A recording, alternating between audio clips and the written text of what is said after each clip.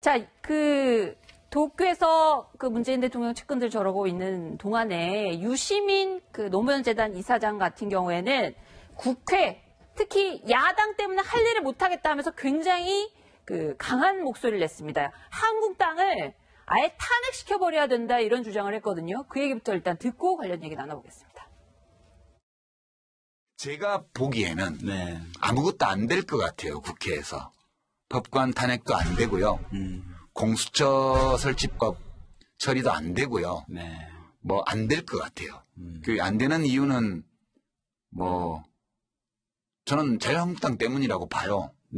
그냥 그게 제가 보는 관점이에요. 자유한국당의 반대 때문에 국회가 마비되고 비정상적으로 작동이 되고 의안 처리가 안 되고 패스트트랙도 안 될 것 같아요. 바른미래당 때문에. 안 되면 저는 국회를 탄핵해야 된다고 봐요. 국민들이. 국회를 탄핵한다는 표현보다 자유한국당을 탄핵해야 된다고 저는 봐요. 뭔가 정부 여당에서 하려는 정책이나 법안 같은 것들이 있는데 한국당 때문에 안 된다. 한국당을 좀 탄핵을 현근택 부대변인께 여쭤보겠습니다. 어떻게 하는 겁니까? 다 탄핵이라기보다는 이제 심판해야 된다 이런 취지겠죠. 네. 국회의원은 탄핵을 어떻게 하겠습니까? 근데 그런 취지는 아니고 어쨌든 초기에 이제 국회에 어찌 보면 이제 선진화법 이후에 생긴 일인데요. 네. 될 것도 안 되고 안 될 것도 안 되는 굉장히 이런 상황이죠. 보통 이제 초기에 이게 좀 있습니다. 보통은 처음에 정부가 출범하면 그전에는 이제 정부 조직법 그걸 바꿔요. 정부 조직 개편하면서 그러면서 이제 개혁 입법을 몇 개 이렇게 하는데 이번에는 그런 과정이 없었거든요. 왜냐면 이게 탄핵으로 갑자기 인수위 과정도 없다 보니까 보면 이제 허니문이라고 그럴까 그래서 초기에 이제 뭔가 입법하는 것도조차도 없었어요. 네. 그러니까 새로 이제 정부가 구성돼서 법을 바꾸려고 해도 사실 제대로 된 게 없어요. 민생과 급하게 어떤 큰 사건이 터져가지고 이슈가 돼서 여야 합의로 된 건 있었는데 그렇지 말고 어쨌든 공수처라든지 아니면 개혁적으로 내세웠던 것들은 된 게 하나도 없습니다. 이제 그런 거에 대한 이제 답답함을 호소하는 차원이라고 봅니다. 근데 원래 유시민 이사장 스타일이 뭘 가려서 하는 스타일이 아니에요. 원래 직설적으로 하는 거예요. 정치할 때도 보면 그게 이제 항상 논란이 되기도 했는데 본인이 하고 싶은 말 그냥 생각 그대로 그냥 표현한 거라고 봐요. 정치적인 어떤 의미는 크게 없다고 봅니다. 김태현 변호사님, 한국당을 탄핵해야 된다. 이 작심 발언은 어쨌든 한국당 의원을 뽑은 유권자들 입장에서는 좀 기분이 나쁠 수도 있을 것 같은데 상관없이 한 말이라고 봐야 되나요? 총선 1년 남았잖아요. 그렇죠. 이제 총선 전국입니다. 근데 어찌됐건 간에 지금 자유한국당하고 민주당의 어떤 지지도의 격차는 오차범위에 들어왔고 문재인 대통령의 지지도는 부정평가가 긍정평가보다 앞섭니다. 추세 자체는 지금 자유한국당 쪽에 조금 유리한 추세로 가는 거죠. 추세 자체는. 아마 그런 것들을 감안해서 아마 지지층 결집을 위해서 저런 얘기를 하는 것 같은데 저 얘기 어디서 많이 들어본 것 같지 않습니까?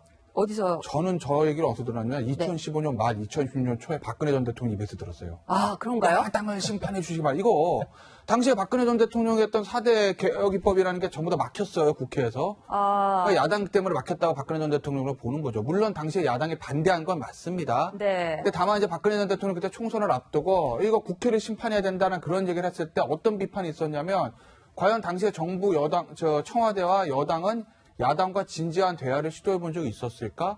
정치라는 것이 결국 물론 아주 나쁘게 표현할 수도 있지만 주고받는 것과 합의와 타협인데 과연 당시 청와대는 그런 노력을 했는가라는 비판이 있었고 결국 그게 2016년 총선에서 새누리당의 정말 엄청난 패배로 돌아왔습니다. 그래서 결국 박근혜 대통령 탄핵까지 가고 정권을 뺏긴 거예요. 새누리당 입장에서 보면. 그렇네요. 그런데 지금 유시민 대장 똑같은 얘기를 합니다. 야당을 심판해 주십시오라고. 그럼 똑같은 질문이 가능한 거죠. 과연 현 정부와 현 청와대는 본인들이 주장하는 개혁입법을 통과하기 위해서 자유한국당과 얼마나 대화를 해봤는가.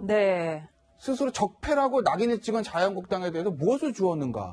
예를 들어 조국 민정수석이 무슨 검찰개혁 입법 이것 때문에 좀 청와대 들어갔다 이 얘기를 하는데 과연 조국 수석은 페이스북에 글 쓰고 알리오 방송 출연하는 거 외에 국회를 위해서 야당과의 어떤 대화를 해봤는가라는 것을 묻지 않을 수가 없는 거죠.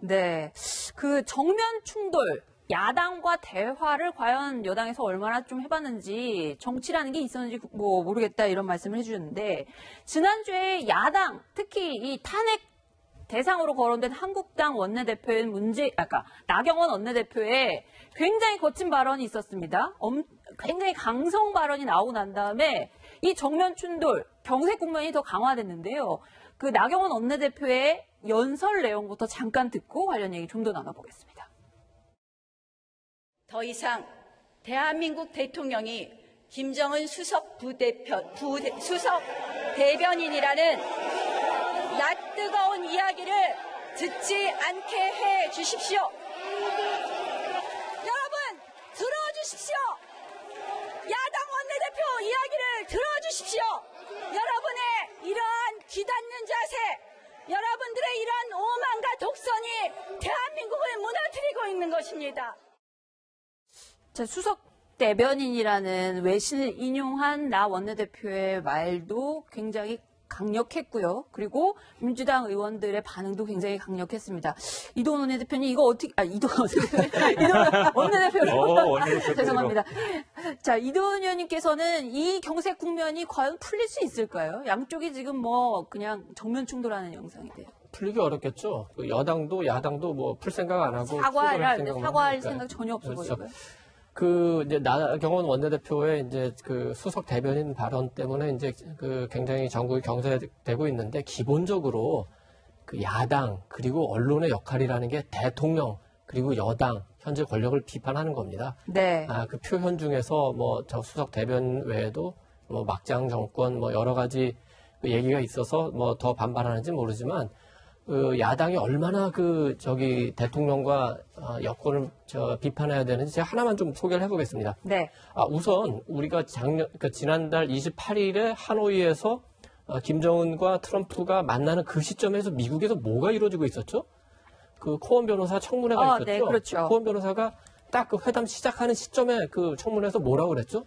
트럼프 보러 사기꾼이다. 거짓말쟁이 사기꾼이라고 했죠. 네. 수석 대변인보다는 훨씬 강한 표현이지만 아무도 국가원수 모독이라고 그러지 않았고 국회 윤리에 제소하지 않았습니다. 그리고 그 다음날 그 캘리포니아에서 당선된 민주당 의원 그 맥신 워터스 사람이 뭐라고 했는지 제가 한번 소개해 보겠습니다. 네.